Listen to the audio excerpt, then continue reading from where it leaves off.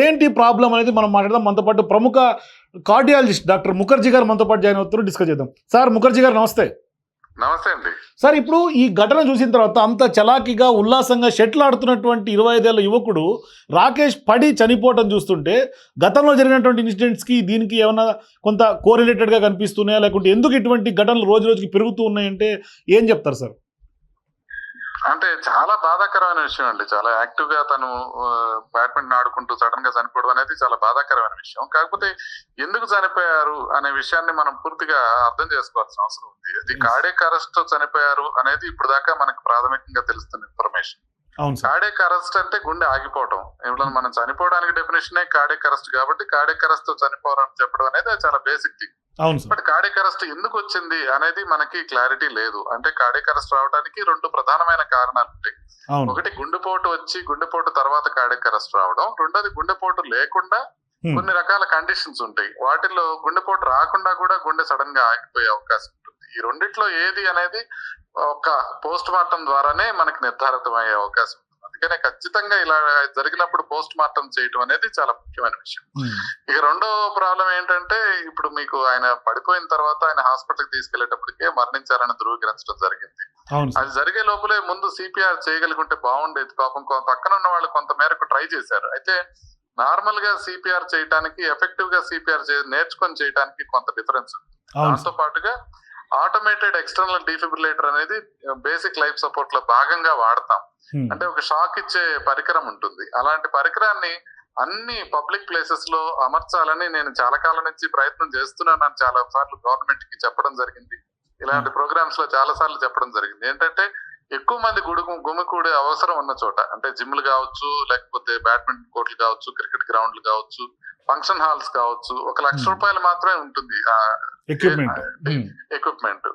అది ఉంటే కనుక దాంతో షాక్ ఇస్తే ఇమీడియట్ గా వీళ్ళు రికవర్ అయ్యే అవకాశం ఉంటుంది. షాక్ ట్రీట్మెంట్ లాంటిదా సార్ అది?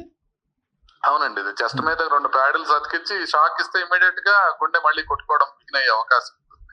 సో అది గవర్నమెంట్ ఏం చేయాల్సిన అవసరం లేదు. గవర్నమెంట్ ఒక చిన్న ఆర్డర్ పాస్ చేస్తే చాలు. ఏంటి, ఇలా ఎక్కువ మంది గ్యాదర్ అయ్యే చోట, ఇప్పుడు ఫర్ ఎగ్జాంపుల్ ఫంక్షన్ హౌస్ ఉందనుకోండి, లక్షలాది మంది గ్యాదర్ అవుతుంటారు. వాళ్ళకి ₹1,00,000 అనేది పెద్ద విషయం కాదు. అదేవిధంగా జిమ్ లాంటి వాటిలో కూడా ₹1,00,000 అనేది పెద్ద కష్టం కాదు. అంటే ఇప్పుడు సార్ సీసీ కెమెరాస్ ఇవన్నీ ఎట్లా మ్యాండేట్ చేశారో ఇటువంటి పరికరం కూడా మస్ట్ అండ్ షుడ్ అని ప్రభుత్వం జీవో ఇస్తే సరిపోతుంది. గవర్నమెంట్ ఒక్క చిన్న తాకీదు ఇచ్చినట్లయితే అందరూ దాన్ని పెట్టుకోవడమే కాకుండా దానికి ట్రైనింగ్ తీసుకుంటే ఇలా జరిగే రాకేష్ లాంటి వాళ్ళని కాపాడే అవకాశం ఉంది. పాపం ఇంకా లైఫ్ చూడని వ్యక్తి 25 ఏళ్లకే చనిపోవడం అంటే చాలా చాలా బాధ అనిపిస్తా ఉంది. సో అది మనం ఖచ్చితంగా సిపిఆర్ లో అందరినీ ట్రైన్ చేయటం, ఆటోమేటెడ్ ఎక్స్టర్నల్ డిఫిబ్రిలేటర్స్ అన్ని చోట్ల అందుబాటులో ఉండే రకంగా ప్రభుత్వం చర్యలు తీసుకోవటం.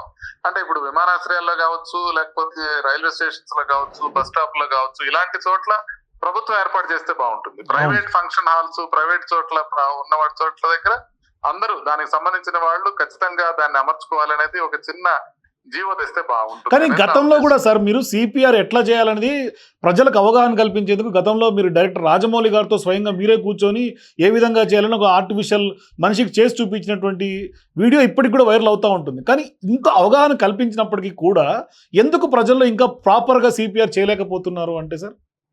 అంటే కేవలం ఒకటి, నేను గాని నా పక్కన ఉన్న వాళ్ళకి గాని ఈ అవసరం పడే అవకాశం ఉండదు అని అనుకుంటారు, అంతే, ఇంకేం లేదు. అంటే ఇప్పుడు మన పక్కన ఇప్పుడు మన తల్లికో మన బిడ్డకో మనకు వచ్చే అవకాశం ఉంది అన్న ఆలోచన వచ్చినప్పుడు నేర్చుకుంటారు. కానీ ఏదో ఎక్కడో టీవీలో కనపడుతుంది, ఎక్కడో పడిపోయిన వాళ్ళు అని అంటే అది ఇంకా సింక్ అవ్వట్లేదు. మన పక్కన ఉన్న వాళ్ళు చనిపోయిన తర్వాత నేర్చుకునే ఉపయోగం ఏముంది? అందుకనే దయచేసి మీ ద్వారా నేను అందరికి విజ్ఞప్తి చేసేది ఏంటంటే, బేసిక్ లైఫ్ సపోర్ట్ ఖచ్చితంగా నేర్చుకోండి. ప్లస్ దాంతో పాటుగా ఈ ఆటోమేటెడ్ ఎక్స్టర్నల్ డిఫిబ్రిలేటర్ ఏఈడి అనే పరికరం అన్ని చోట్ల అందుబాటులో ఉండేటట్టుగా ప్రభుత్వం పైన ఒత్తిడి తీసుకురావాల్సిన అవసరం ఉంది. సార్, ఇప్పుడు ఇంకొక అంశం సార్, కార్డియాక్ అరెస్ట్ అవడానికి ప్రధానంగా ఈ మధ్యకాలంలో life style habits, food habits కానీ, మన డిజార్డర్స్ కానీ ఇటువంటి వాటి ఏమన్నా ఇంపాక్ట్ చూపించే అవకాశాలు ఉన్నాయనుకోవచ్చా?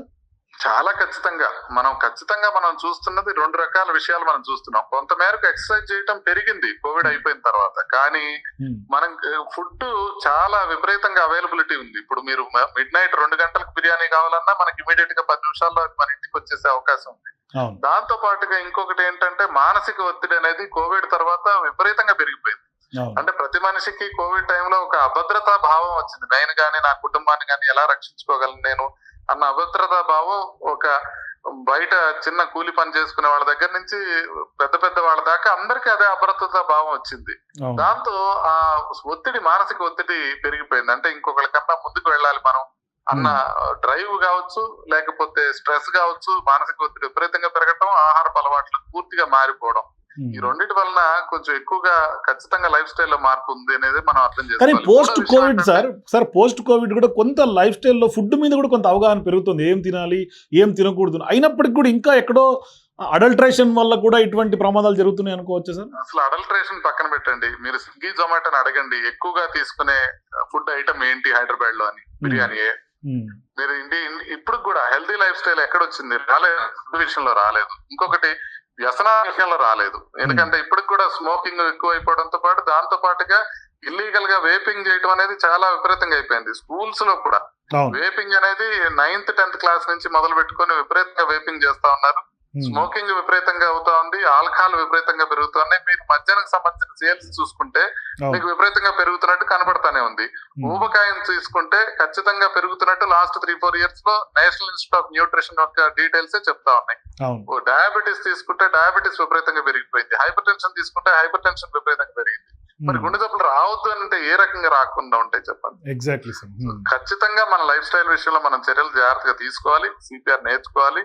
తర్వాత మనం ఇలాంటి సడన్ గా దుర్ఘటనలు జరిగినప్పుడు మనం ఖచ్చితంగా పోస్ట్ మార్టం చేయించి దాని మీద ఒక క్లారిటీ ఇవ్వాల్సిన బాధ్యత కూడా మన మీద ఉంది. థ్యాంక్ యూ ముఖర్జీ గారు. మీరు అమూల్యమైన సలహాలు, సూచనలు ఇచ్చారు. ప్రభుత్వానికి కూడా మేల్కొల్పులాగా ఉంది.